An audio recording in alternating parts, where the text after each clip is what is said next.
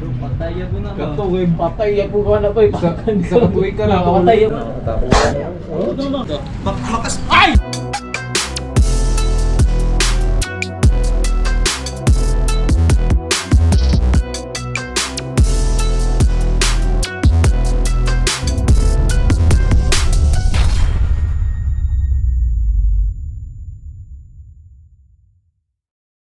Yan, so pinapasok ko na yung anak ko. Dito na kami sa bahay.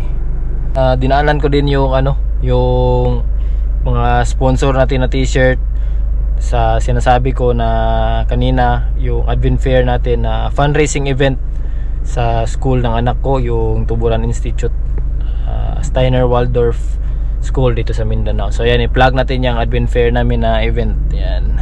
So ito yung mga t-shirt natin. Ang dami. So kulay blue. Yan. Shoutout pala sa yan, Switch Mode Bintal. Yan, Switch Mode Bintal. So madami to. So buksan natin para at makita nyo yung talagang design. Color blue, Pacific blue, ang kulay ng ating yan. Buksan natin mga idol, saglit lang. So yan, so shout out pala sa ulit Switch Mode Mintal. Yan, isang printing shop dito sa Mintal. I-plug natin yung page nila. Ayan. Kung gusto kayong kung gusto nyo magpa-print ng t-shirt, tarpaulin, stickers, signages sa negosyo nyo, ayan, shout out Switch Mode Mintal. Marami yan silang branch, meron pa daw sa Turil. So shout out sa kanila. So ito yung design natin. Ganda yung hindi pixelated. Ayan. So Cobra Team Davao. Ito yung official logo natin sa likod. Ayan. So maganda yung pagka-blend ng pula at saka blue. So lumalabas yung tingkad ng pula. So gusto ko lang i-shout out pala ang lahat ng mga gusto mag-avail pala ng t-shirt natin. Yan, ito yung brand natin, Fruit of the Loom. Branded yung t-shirt natin, hindi basta-basta na lang plain t-shirt yung in-order natin. So premium yan, sulit na sulit, napaka-aliwalas, napakaganda ng kulay, napaka-tingkad. So itong mga t-shirt na to, lahat ng t-shirt na ito ay ibibigay natin sa fundraising event ng school natin. So ayan, ulitin ko, i-plug natin yung Advent Fair. So meron tayong mga bisita din ng mga bata sa orphanage, sa daycare, sa public high school, public school. Yun ang mga inimbitahan natin sila na pumunta at mag-enjoy sa event natin. Yan yung sponsor a child. Ayan, plug na natin ulit. So maraming salamat sa lahat ng mga nag-donate, mga donors, mga sponsors natin. Shout out ulit kay Idol Kimpi Palek, kay Boss RJ, Boss Eric, Sir Eric Villasor, and Rex Moreno ng nung tawag dyan, One Rounds. So Sports Bar Cafe. So plug na natin yung niya. So yan, kumusta sa sugat ko? Yan, okay na tayo, hindi na masyadong namaga. So update lang. So gusto ko ipakita din sa inyo itong yan. Ito yan, ito pala yung medical abstract ko doon sa sa lahat ng mga nag-alala. So yan, medical abstract. So Republic of the Philippines, Department of Health. Ayan, Southern Philippines Medical Center, Davao City. So ayan, ako yan. So yung date, October 18. Ayan, ginawa tubok. So yan, brief history and snake bite. So i-plug ko na lang to, ko yung picture niya. Yan, so pwede nyo ma-view yung natin, itong report na ito. So ayan, so yung makikita nyo yan, brief history, snake bite, yan, 1 hour PTA. Anong meaning na PTA?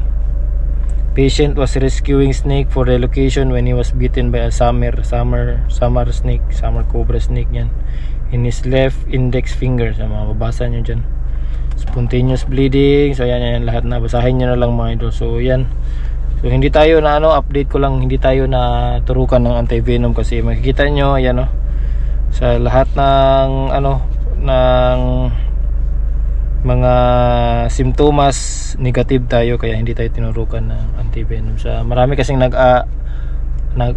nag-akala na tinurukan tayo ng anti-venom. So yung nangyari sa atin, walang anti-venom na inject kasi yung diagnosis nila yan sa baba.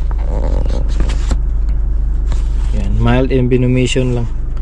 So final diagnosis nila yan punctured wound, left index finger secondary to cobra bite with mild envenomation features. Yan. Pirmado ng doktor yan. So yan mga idol, bali sa mga lahat na nag-alala sa atin, okay lang tayo.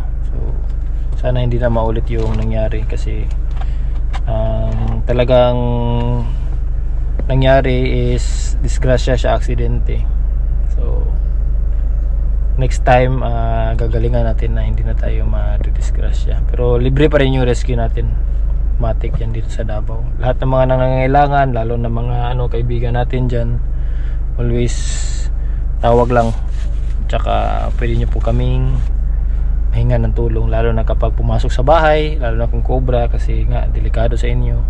Pwede din 911, pwede nyo din tawagan 911. So ayan, meron tayong kaibigan dito. Ayan. Dinaanan ko to kanina, rescue dito sa namin, kapitbahay namin. So isa tong bronzeback tree snake. So hindi ko na vlog ito kasi nakahubad lang ako kanina doon, nag short lang ako kasi yung kapitbahay namin dito sa harap ng bahay lang naman, pinasok sila nito. Hindi natin nag vlog kasi hindi naman talaga hindi naman delikado yung cobra. Ayan, tumatayo siya, hindi naman siya delikado gaya ng cobra. Ayan. So isang bronzeback tree snake. So pangalawang beses natin to, malaki to siya, pero mas malaki yung una na rescue natin, yung naalala nyo sa yung naalala nyo sa saan ba yun, yung sa Deka Mulig. Yan, meron yung vlog natin doon, yung may mga estudyante. Lumalabas yung dila niya mga idol. So kasi nga na nakikiramdam siya. So sinisilip niya tong camera natin kung anong klaseng object ito o nilalang, kung talagang sasaktan ba siya. Umakyat yung niya, pero napakaganda. Isang majestic na bronzeback tree snake. Diyan lang siya muna.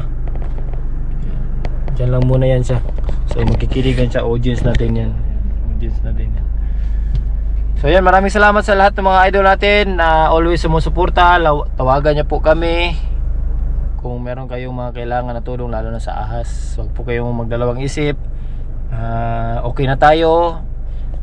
Kondisyon na tayo ulit. So bali ang gagawin ko ngayon, gagalingan na lang natin. So always na safety tayo and precautious na tayo sa mga galaw natin para hindi tayo madisgrasya. So mamayang gabi baka magre-release ako doon sa ilog namin. Mayroon akong i-release na mga ahas, isa lang siguro, dalawa. Ito natin to, dito lang natin i-release yan, dito sa amin. Maraming puno naman sa amin. Ito lang yan siya nakatira, paikot-ikot lang yan. So yan mga idol, kumusta kayong lahat? Magandang hapon. Welcome back din sa akin sa ating regular na programa na rescue na naman tayo ngayong araw na ito. So papunta ako ng isang bahay ngayon kasi may emergency. May isang ahas daw na pumasok sa kanilang bahay. Hindi ko lang ma-sure, hindi ko din ma-identify kasi walang picture yung yung may-ari ng bahay. Hindi din nila nakita ng maayos.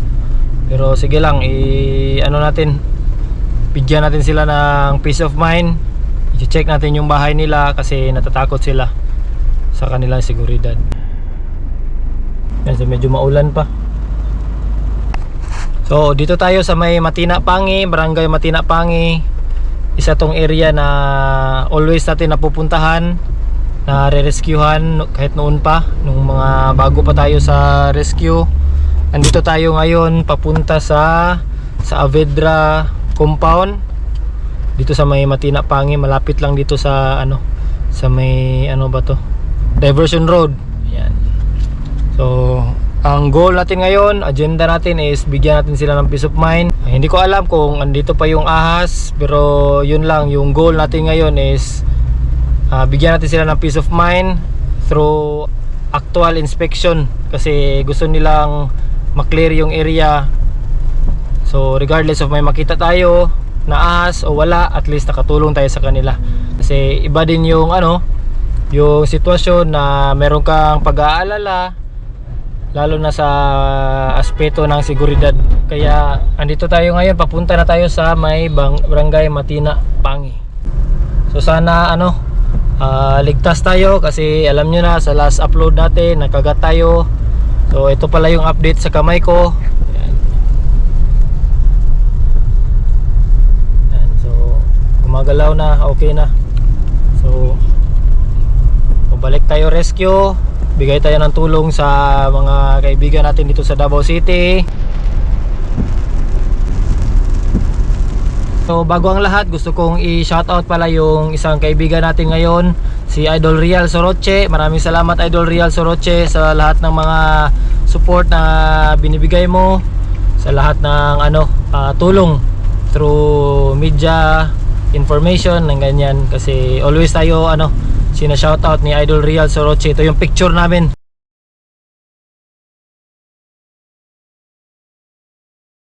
Yan, plug natin yung kaibigan natin, Idol Real Soroche, isang tunay na legit na public servant ng ating city.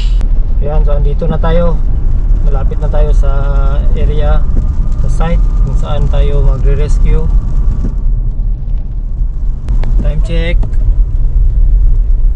So kung maalala nyo mga idol, itong lugar na ito, always natin to na binabalikan.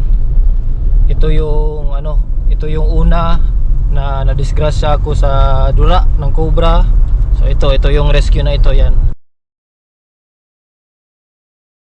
medyo matagal na yan. And then balik na din tayo doon sa sawa. Ayan, meron rin tayong rescue kasama si Idol Mark. Ayan, medyo dito pahirapan, malaking sawa yung na-rescue natin dito na area. So technically mga pang-5 beses na yata akong naka-rescue dito, naka-rescue dito, nakabalik. Pero yun nga lang, yung iba walang huli kaya hindi natin na-upload. So yan, check natin ngayon kung safe ba yung area, kung andun pa ba yung ahas o wala na. Kaya yan, makita nyo yung paligid. Tingnan yung paligid mga idol. So ang paligid na ito ay talagang natural habitat yung usually ang dito. Maraming ilog, maraming bundok, marami pang mga small to medium forestry. Kaya yan sa gilid, makikita nyo sa sa inyong kanan, sa inyong kaliwa. So, marami pa, mapuno pa tong area na ito. Kaya talagang merong mga cases na always sila nakaka-experience ng mga snake encounter. So yan, nandito na tayo mga idol yan, sa area. Yan, medyo maulan pa. So magbibihis muna ako. Yan, magsasapatos muna ako. Diyan sila idol, nag-aabang na sila sa atin. Yan mga idol, nandito na tayo sa area. Yan, kumuha na lang ako ng mga gamit. Medyo maulan pa.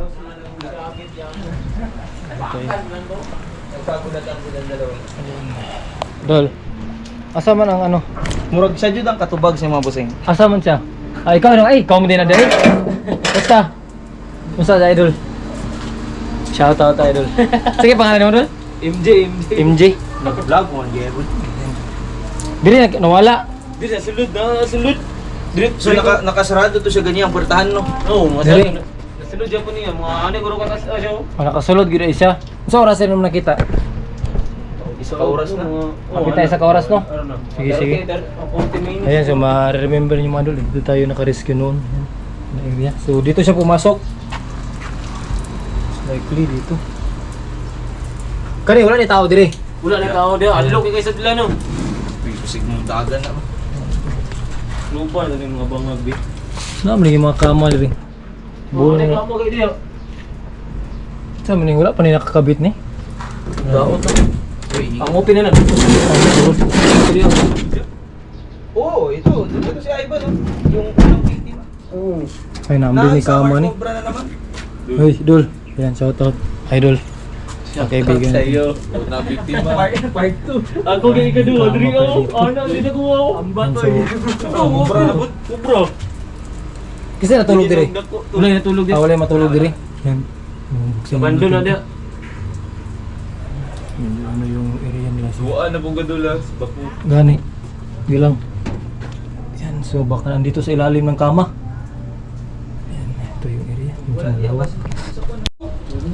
Yan, dito lang pala sa Dasman. Dagat diha. Uy, turo. Pan puto. Naara. Gamay, mari, mau mo ka ni. Oh, mo na. Kumaya na iyo ranas tong Dini, mau. Mo na, Yan, dito lang pala sa Daspan mo, Idol. Hanap pa ako dyan sa ano. Yan. Sa naman naram din diri sa Daspan. Wala ni sulod diri. Ulo. Yan, dito lang pala sa Daspan. Ah, nasi nakaon. Nasi nakaon mo rin nagpahulay. Kagamay ana. Oh, bibi pa ni. Maat bi. Wala ko to snake hook na ko ni. Cobra siya. Oh, cobra. Nadya lang nakasako. Gamay pa ni. Gamay pa ni pero yan. Diyan lang pala dito. Hanap pa tayo dyan mga idol. Okay to bay. Talaga? Dito lang pala. Ano yung ba? Tulog Kuha na yung ano niya. Ano ba? Gamay na? Gamay rin eh. Mas dako pa rin sa una. Itong undak pa na to. Balik na mo kay bridge siya. Dulo. Pero patay po na. Kato kay patay po ka na bay. Isa ka tuwi ka na. Patay po na dalo. Ah, oo. Huli ka din. Batal ka bay. Oh, tindog. Awa no. Nagpahulay siya kay nakakaon. Gani alert kay no. Siguro na ko na. Bukas na to diha. Para ma di ta mapiki diri. O sige, sulod na suksok na po diha. So ilabas natin. Ilabas natin mga idol para at least hindi tayo ma-discuss siya. And then i-check. Mo magkano mo nakita dol? Dako mo to ingon niya 1 meter daw. Ano yun? Mo ni dili. Gamay mo na. Mo ni gamay ayan. So akala na niya na malaki mga idol. Yung pala sa ano. Yun na. Wala ko record. Diyan na to kay para dito makaano. Ang order.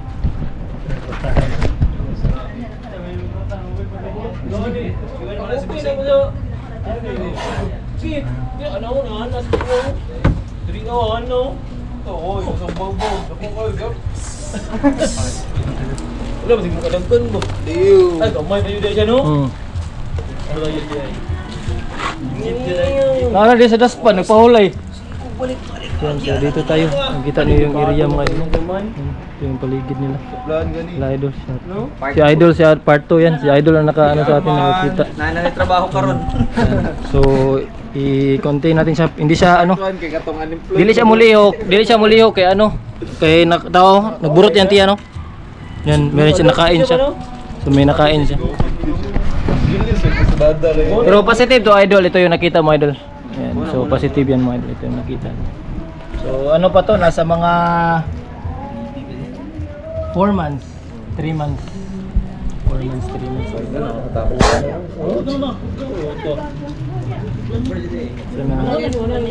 So nasa daspan lang pala. Sa mo tindog.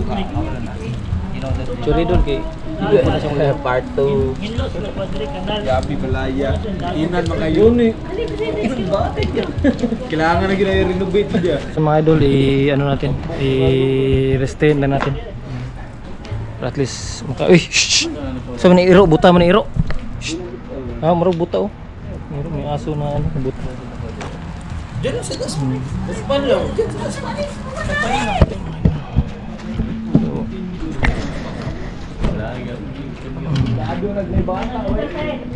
Tara di sa daspan, nari ha. Kilid. Pero positive to idol, ito yung nakita mo idol. So, BB pa to, nasa mga ano, may nakain siya draw. Ano? Ano nakain? Uy! Yeah. So BB pa to. Wala pa to siya. Ay, kaliyok yun eh no? BB pa yan. So, pasalamat tayo kay na idol Angelo. Anak, wild no? Alert kayo. Sigaw yan, to. So medyo maalam pa ngayon. Adlock lang. Ano yung labas-pasok dun? Oo, alert kayo no? Bro, magunita nang ikaw ka na wala na. Hindi ka makakuha ni Ay, kung may kayo man ha? Ito. Makaspit ba na siya? Dili pa ni, gamay pa kayo ni. Tapi ka niya eh. Pasok na natin. Hawid ako ko. Bog. Yan, pasok natin mga idol para makita nila. Gusto ko na ni. Tadig lang. O ano ba? Recording eh. Oh, nag-record na siya. Na, ano, pawakan sarili. Hello, Ramao. Uli ka boy. Alert juga siya eh. Duggan ko rin sa drive ba? Ito naman, hindi siya galing sa likod eh. Dito doon siya sa harap dumaan eh. Gay. Yung last time galing sa likod. Basig dira ni gikan speakers oh. Di ako nga, limiti sila tunnel. Actually. Oh, kasi mo tuyok mo. Mali yung bantayan mo, death roll. Ito yung badol. Ito yung ano, iwasan yung idol. Death roll ang tawag diyan. Kapag ginawakan nyo yan, iikot siya, pwede kang makagat. Yan, death roll ang tawag diyan, death roll. Maruk-maruk. Oo, umiikot siya. No. Oh, how ka siya? Ramao eh. So yan yung tawag na death roll mga idol. So pag imuha na puniton, yan, umiikot siya. Patay ka. Oh. Yan, umiikot siya. Oh, mutuyok siya. Unya pag gunit nimo, action nimo gunit awa. Akan. Kaya mag-ingat kayo mga idol yung mga nagre-rescue niyo. Kabantay mo atong sawa? Nga ila sila ha? Nakakuha. Ayan mga idol. Oh, ko oy, kapoy ito. Yan, pasok natin mga idol. Ay, tuwan nila sila to. Kalo to eh.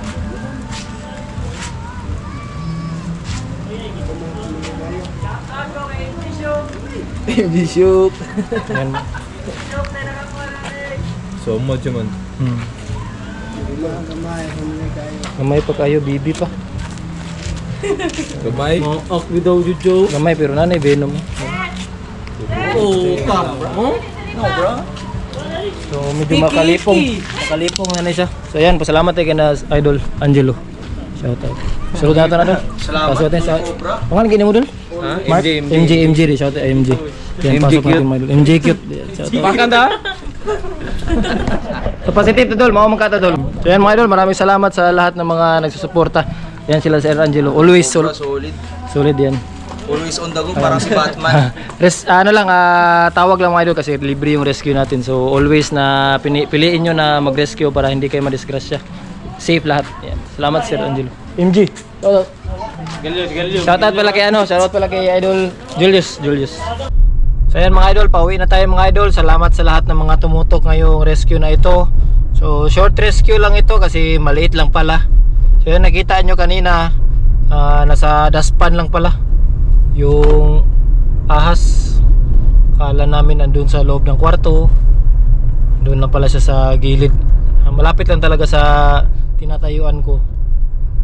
Buti na lang hindi siya nakadisgrasya ng tao doon sa loob na naghahanap din sa kanya kanina, yung hindi pa tayo dumating. Buti na lang talaga nabusog siya, hindi siya masyadong gumagalaw, saka di siya masyadong defensive. Kasi kung nagkataon baka dumaan doon sa kanina sa daanan malapit sa dustpan yung kanila sila Idol Angelo, baka pwede silang makagat. Ayan. So kaya sinasabi ko always na kapag may nakitang ahas, secure yourself and tumawag ng rescue. So buti na lang at nakuha natin kagad kanina yung baby na summer cobra, pero delikado na rin yun siya na ganun kalaki kasi kapag nakagat kayo pwede kayong ma-envenomate. So ayan, magre-release tayo mamaya sa ilog. Isama natin itong na-rescue natin mamayang gabi, punta tayo sa ilog. Abangan nyo mga idol.